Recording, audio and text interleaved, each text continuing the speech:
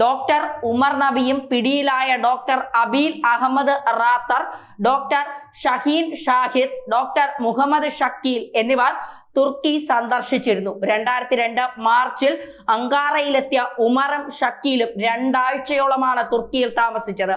ഉക്കാസയുമായി ആദ്യഘട്ടത്തിൽ ടെലിഗ്രാമിലായിരുന്നു ബന്ധപ്പെട്ടതെങ്കിലും പിന്നീട് section signal അതുപോലെ തന്നെ ആപ്പുകളിലേക്ക് മാറുകയായിരുന്നു.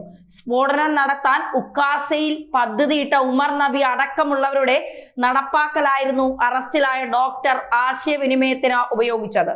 സ്വിസ് ആപ്പായ ത്രിമയാണെന്ന് കണ്ടെത്തിയത് ഇതോടെ തുർക്കി സഹായം വ്യക്തമായി.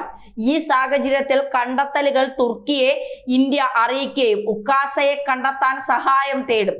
പാകിസ്ഥാൻ ബന്ധം ഉക്കാസയ്ക്ക് ഉണ്ടെന്നാണ് നിഗമനം. ഇന്ത്യയുടെ അന്വേഷണത്തെ അമേരിക്ക അടക്കം കൈയടിച്ചു കഴിഞ്ഞു എന്നതും വ്യക്തം. കുറഞ്ഞ മണിക്കൂറുകൾക്കുള്ളിൽ ഭീകര നെറ്റ്വർക്ക് ഇന്ത്യ കണ്ടെത്തിയതാണ് ഇതിന് കാരണം. ഈ അന്വേഷണം ആഗോളതലത്തിൽ തന്നെ ശ്രദ്ധേയമായി കഴിഞ്ഞിരിക്കുന്നു. രാജ്യസുരക്ഷയ്ക്ക് ഭീഷണി ഉയർത്തുന്നു എന്ന കുറ്റത്തിന് ജമ്മു കശ്മീർ സർക്കാർ 2 വർഷം മുൻപ് സർവീസിൽ നിന്ന് പിരിച്ചുവിട്ട ഡോക്ടർ നിസാർ ഉൽ അഹസാൻ ഇന്ത്യയിലെ വൈറ്റ് കോളർ ഭീകരതയുടെ സംഘത്തലവൻ കൂടിയാണ്. ഇവർക്ക് നേതൃത്വം നൽകിയ അൽ ഖലാ സർവകലാശാലയിൽ അധ്യാപകനായി ചേർന്ന ഇയാളെ നിലവിൽ കാണാനില്ല എന്നതാണ് വാസ്തവം.